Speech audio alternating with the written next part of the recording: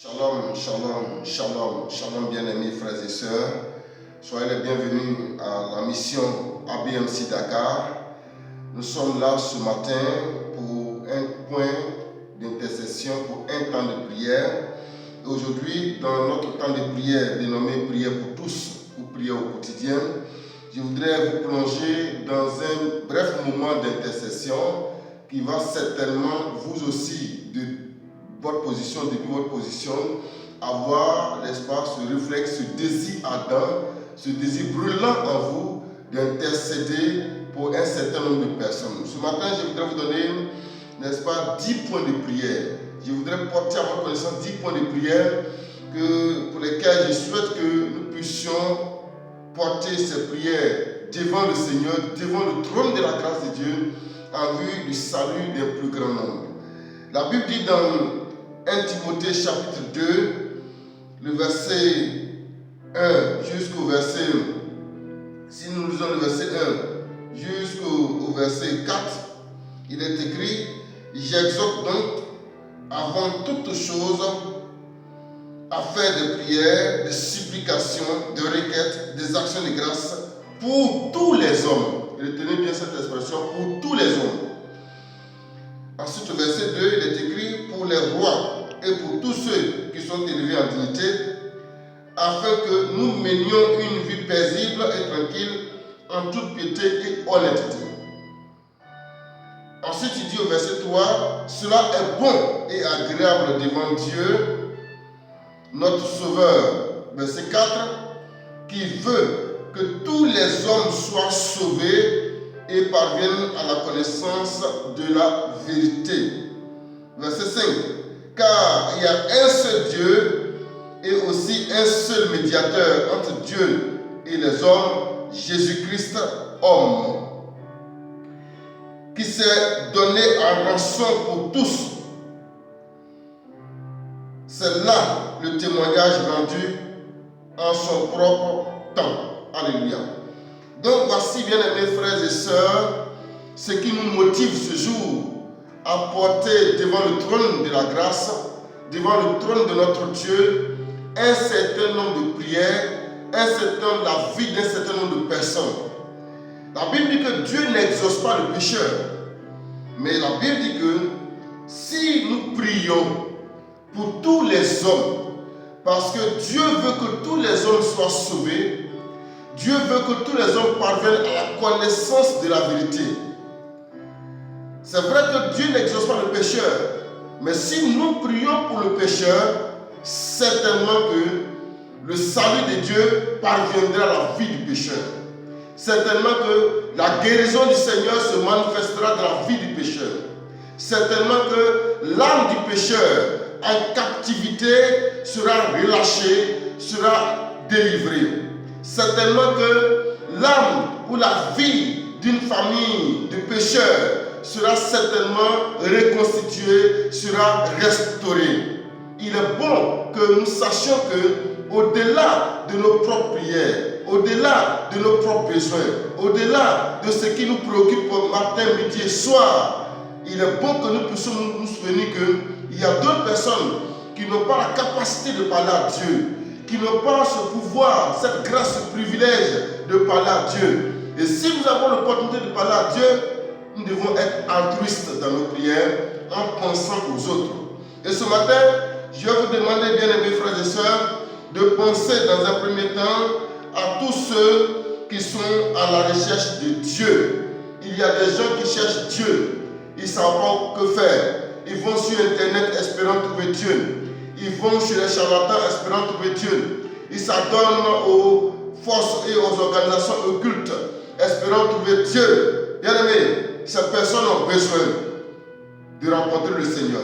Et il faut que nous puissions prier pour toutes ces personnes qui sont à la recherche de Dieu.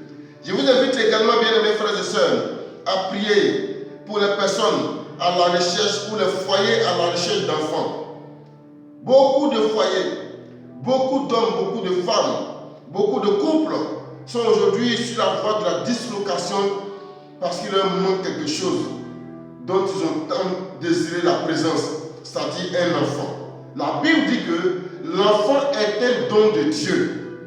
L'enfant l'enfant est un don de Dieu. Nous devons prier pour que Dieu leur fasse la grâce d'avoir ce don, d'avoir un enfant. Prions donc pour les foyers et les couples à la recherche d'enfants.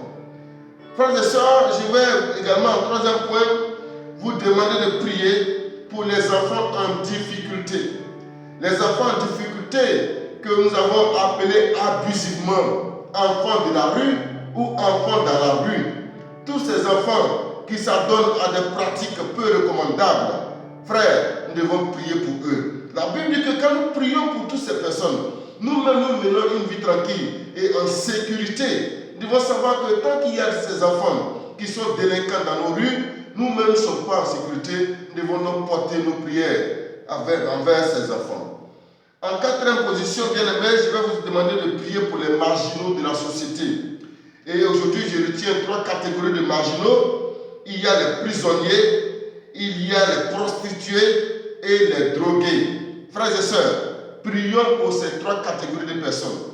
Les marginaux de la société, constitués notamment de prisonniers, de prostituées et de drogués. Voici des gens qui n'ont plus le contrôle d'eux-mêmes. Voici les gens qui ne sont plus maîtres de leur mouvement. Frères, si nous portons nos regards et nos voix devant le Seigneur, si nous fléchissons les genoux devant Dieu en leur faveur, c'est sûr que Dieu va les visiter, la lumière de Dieu va leur parvenir. En 5e position, bien aimés, je souhaite que nous puissions prier pour les malades.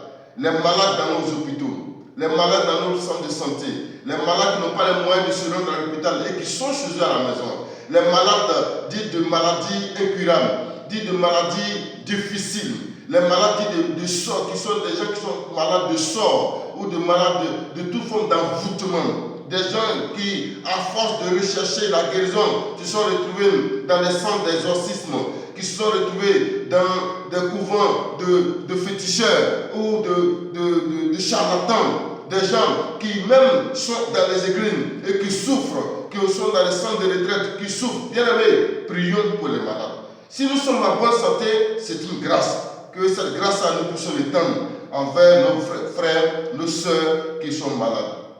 Je voudrais vous inviter également, en plus des malades, à prier pour le corps médical et pharmaceutique.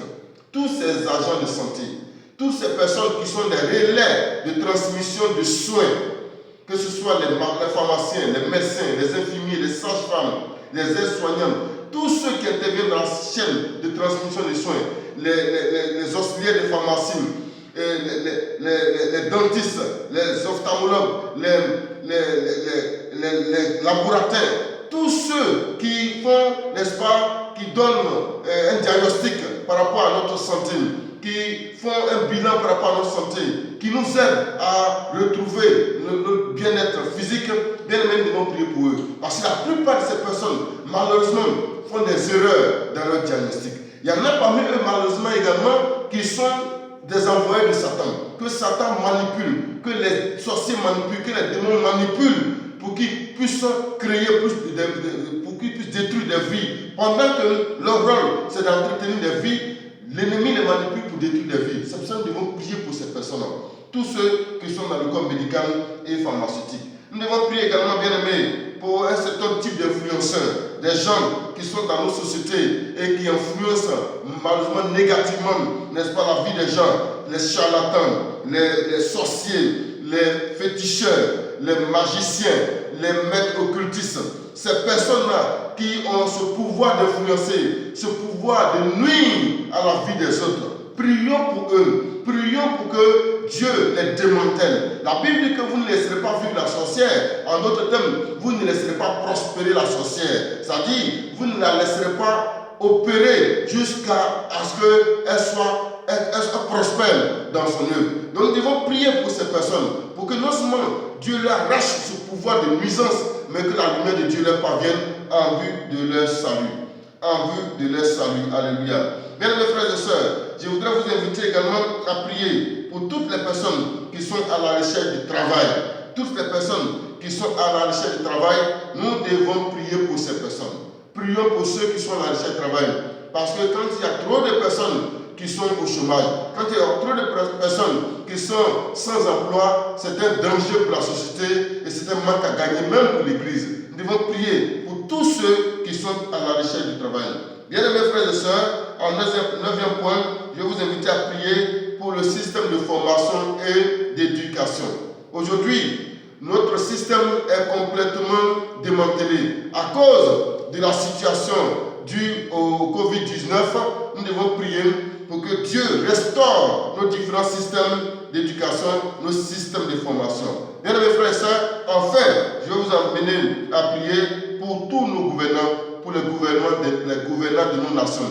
Tous ceux qui ont le pouvoir de décision, prions pour eux. C'est facile de les critiquer, c'est facile de dénoncer leurs méthodes de travail, c'est facile de dénoncer leurs projets, c'est facile de dénoncer leur laxisme face à certaines difficultés de la société, mais au lieu de les dénoncer, nous devons plutôt prendre le temps pour prier pour eux, car ils ont besoin que Dieu leur inspire les bonnes décisions. Ils ont besoin de la grâce de Dieu pour pouvoir tenir au poste où ils sont. C'est pourquoi nous devons lever la voix tous les jours et prier pour les autorités et tous ceux qui sont élevés en dignité, nos gouvernants. Bien-aimés frères et sœurs, que la paix du Seigneur soit votre partage et que le Saint-Esprit vous fortifie afin que vous soyez des relais de tous ces points de prière et vous souvenez chaque matin, à chaque instant, d'une de ces personnes, une personne de toutes ces catégories, pour que certainement quelqu'un qui cherche, qui est à la recherche de quelque chose dont il n'a pas manifestement, n'est-ce pas, la solution, par nos prières, que le Seigneur se révèle à cette personne.